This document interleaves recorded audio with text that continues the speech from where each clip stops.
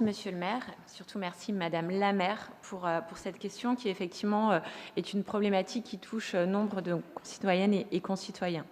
Ce n'est pas par hasard si le défenseur des droits évoquait en 2018 la fatigue d'être usagé. En 1998 déjà, la loi d'orientation relative à la lutte contre les exclusions avait représenté une forme de reconnaissance officielle du non-recours en mettant en avant l'objectif de l'accès aux droits sociaux. Et c'est ce que nous tentons de refaire. Pour autant, la problématique de l'accès aux droits semble-t-elle toujours un parent pauvre des politiques publiques. Selon Marie-Pierre Hamel, du Commissariat général à la stratégie et à la prospective, dans un article intitulé « Politique d'accès aux droits sociaux », il disait « c'est en partie en raison de l'idée que nul n'est censé ignorer la loi et de la vision selon laquelle la difficulté à accéder aux aides n'est pas due à une défaillance de l'administration, mais plutôt du citoyen. » Voilà comment on inverse la vapeur.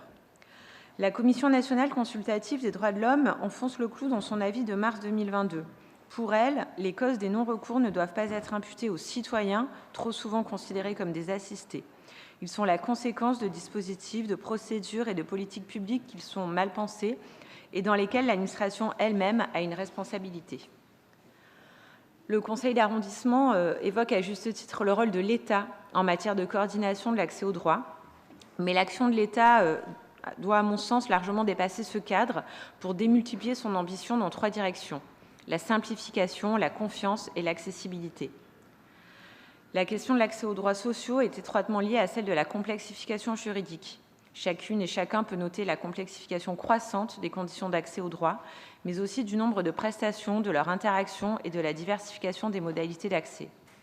Car avant de percevoir un droit, vous devez savoir qu'il existe, savoir si une population est éligible, si votre situation le permet, si vos ressources sont conformes et si la période est la bonne.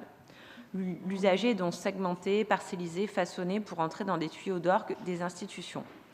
Et sous couvert de développement de la lutte contre la fraude, on instaure des contrôles a priori qui ne font que renforcer le barrage de l'accès aux droits. Bref, si nous simplifions et faisions un peu plus confiance, le gain serait conséquent. L'État, donc, esquisse un revirement de ces pratiques avec des expérimentations sur la solidarité à la source, notamment le pré-remplissage des formulaires de demande de RSA. Cette initiative n'est malheureusement encore qu'un test, mais elle est à saluer. Concernant le numérique, la défenseure des droits note que, bien que source de simplification et de modernisation, la dématérialisation sert aussi trop souvent de palliatif à une réduction des guichets d'accueil du public guidés par une logique budgétaire. Surtout, la dématérialisation, on le sait, s'est accompagnée d'un report systémique sur l'usager des tâches, des coûts qui pèsent auparavant sur l'administration. C'est donc à l'usager de se former, de se faire aider, d'être capable. Et pour accéder à ces droits, il lui appartient de s'adapter aux conditions de l'administration. Rappelons quand même que 22% des personnes ne disposent à leur domicile ni d'un ordinateur, ni d'une tablette. 8% des Français n'ont pas d'adresse mail personnelle ou professionnelle. 15% des Français n'ont pas de connexion Internet à domicile. Qui sont les premières victimes? Les personnes âgées, bien sûr, mais aussi les jeunes, moins à l'aise qu'on ne le croit avec l'administration dématérialisée. Les personnes étrangères, évidemment, qui sont encore plus massivement empêchées d'accomplir des démarches pourtant absolument nécessaires à leur vie quotidienne.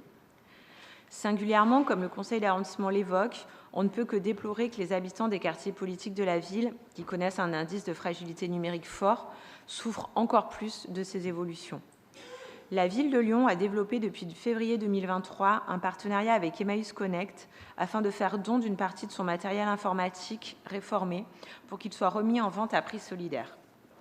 Pour autant, malgré la diversité des actions mises en œuvre à l'échelle du territoire, les difficultés des habitants des QPV à accéder à leurs droits sont amplifiées par le mouvement de numérisation des démarches administratives. L'État fait quelques tentatives: ouverture de maisons France Service, réouverture de quelques sous-préfectures, financement des conseillers numériques. Quelques expérimentations.